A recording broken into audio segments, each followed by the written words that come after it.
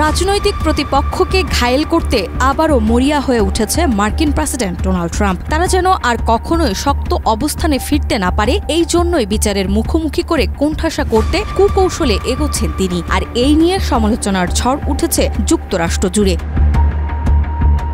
যুক্তরাষ্ট্রের president Donald Trump আবারও বিচার বিভাগের সরাসরি হস্তক্ষেপের অভিযোগে তীব্র সমালোচনার মুখে পড়েছেন। এবার তিনি মার্কিন অ্যাটর্নি জেনারেলকে প্রকাশ্যে নির্দেশ দিয়েছেন রাজনৈতিক প্রতিদ্বন্দ্বীদের বিরুদ্ধে কঠোর তদন্ত চালানোর জন্য। ব্রিটিশ সংবাদ মাধ্যম বিবিসি জানায়, ট্রাম্প শুধু রাজনৈতিক প্রতিপক্ষকে বিচারের মুখোমুখি করার চাপই দেয়নি, বরং সাবেক FBI প্রধান, নিউ ইয়র্কের অ্যাটর্নি জেনারেল এবং ডেমোক্র্যাট সিনেটরের বিরুদ্ধে সরাসরি তদন্তের নির্দেশ দিয়েছেন।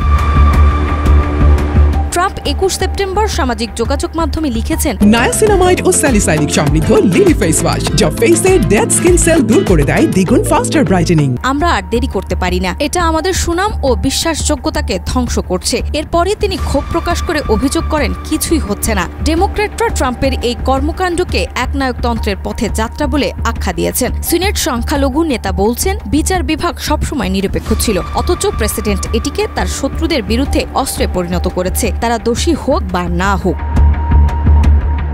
এদিকে 1970 সালের দশক থেকে মার্কিন বিচার বিভাগকে প্রেসিডেন্টের প্রভাবমুক্ত ও স্বাধীন রাখার ঐতিহ্য চালু আছে, কিন্তু ট্রাম্প বারবারই সেটিকে ভেঙে নিজের রাজনৈতিক প্রতিশোধের হাতিয়ার বানাতে চেয়েছেন। এর আগেও তিনি প্রথম মেয়াদে অ্যাটর্নি জেনারেল জেফ সেশনকে বরখাস্ত করেছিলেন। 2020 সালের নির্বাচনে জালিয়াতির মিথ্যা দাবি মানতে অস্বীকৃতি জানানোর কারণে অ্যাটর্নি জেনারেল উইলিয়াম বারও পদত্যাগ করতে বাধ্য হয়েছিলেন।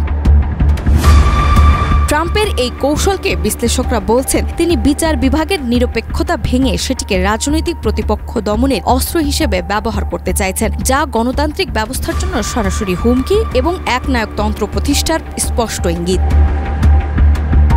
নাজমা, মাই টিভি।